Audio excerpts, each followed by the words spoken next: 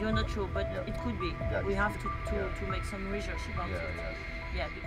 Nous sommes ici sur ce qu'on appelle le complexe de Watsango, qui est composé donc de plusieurs tertres anciens de la période pré-encore-ienne et qui se développe d'est en ouest, donc du Mékong, vers l'intérieur des terres côté ouest.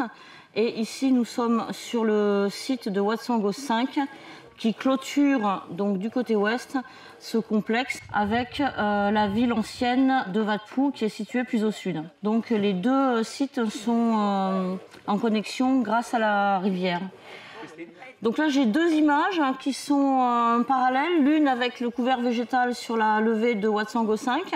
qui fait 150 mètres de long par 30 mètres de large, et ici la vision LIDAR qui donc a ôté la végétation végétale et qui nous permet de voir la levée sans tout le couvert végétal qui ne permettait pas de faire de photographie précise de toute la zone. Au cours de nos prospections en 1994, nous avions vu au sol affleurer des bases en latérite pillées et qui étaient étranges puisque ça ne nous rappelait absolument rien et on se demandait ce que ça pouvait être. Et donc nous avons décidé, donc 20 ans plus tard, en 2014, de commencer les fouilles sur Watsango 5. C'est la 6e campagne de fouilles sur le site, puisqu'il est extrêmement long. Donc nous avons commencé par le nord, par regarder donc ces bases de latérite. Au bout de 3 saisons de fouilles, nous ont permis de connaître le plan d'un très vaste bâtiment de 20 mètres de long sur 20 mètres de large, avec des piles en latérite fondées sur 1,60 m de galets de rivière,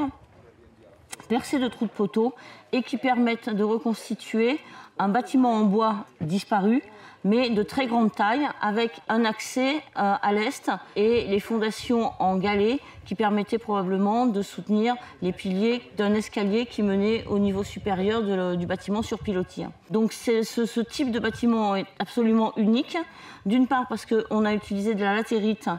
pour construire ces bases qui étaient seules apparentes. Évidemment, les fondations en galets n'étaient pas apparentes, mais il y avait beaucoup de céramique à l'intérieur, ce qui prouve qu'il s'agit d'un habitat et non pas d'un temple, où nous trouvons en règle générale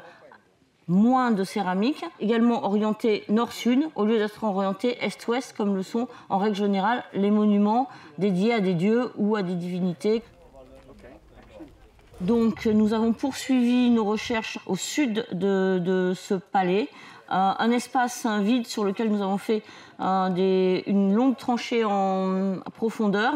qui nous a montré comment la levée avait pu être édifiée, c'est-à-dire par paliers successifs horizontaux et avec des occupations temporaires sur le site, probablement celle des ouvriers qui élevaient la levée, avec de la céramique, des charbons, quelques briques qui leur permettent de vivre temporairement sur ces niveaux. Après la période pré-encore-ienne, il n'y a pas eu d'autres édifications de bâtiments et cela n'a pas été réoccupé à la période moderne par les villageois tout autour. Donc nous tombons, quand nous fouillons, nous tombons directement sur les niveaux pré-encore-iens.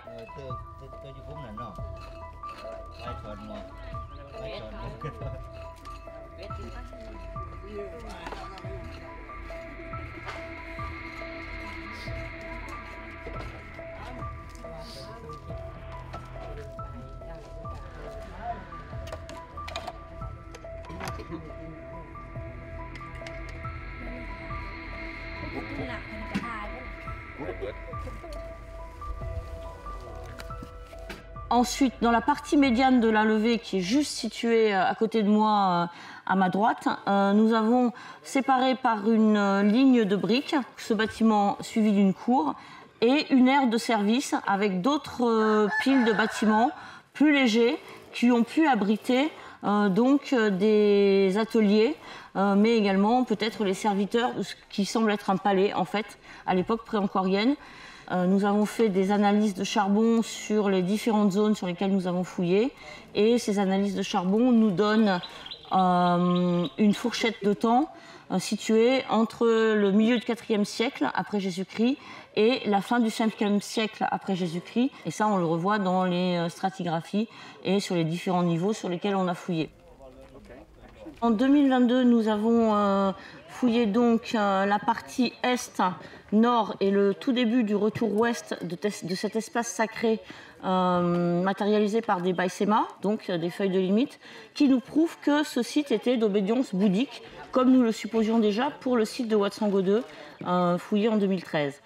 Et ce qui était très étrange, c'est que ces baïsémas n'ont pas la forme habituelle qu'on leur connaît. Elles semblent très anciennes. Il s'agit simplement de rectangles de grès fichés en terre, enterrés, à la base desquels, dans la terre également, toujours du côté extérieur, les dépôts de fondation sacrés et précieux ont été installés. Et elles sont reliées, elles sont doubles, 2 par 2, et elles sont reliées par des lignes de briques qui donc semblent être la limite de cet espace sacré. Et puisqu'il se développait autour de cette grande termitière, nous avons décidé en début d'année d'enlever cette termitière. Donc ça a pris 15 jours à la pioche pour enlever la termitière qui faisait 3 mètres de haut et 20 mètres de circonférence, pour avoir le dispositif total en espérant qu'il ne soit pas trop abîmé par la termitière. Et de fait, nous avons trouvé la totalité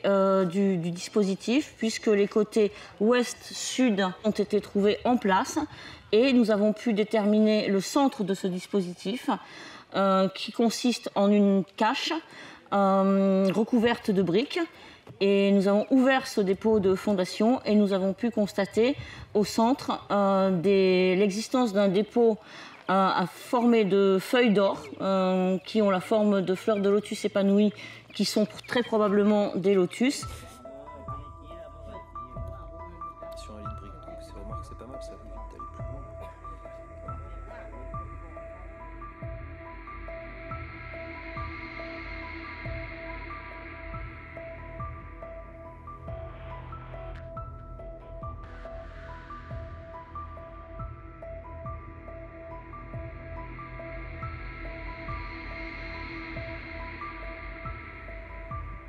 Et ce qui est étrange, accompagné par des ossements qui sont humains, dont une dent probable, voire 2.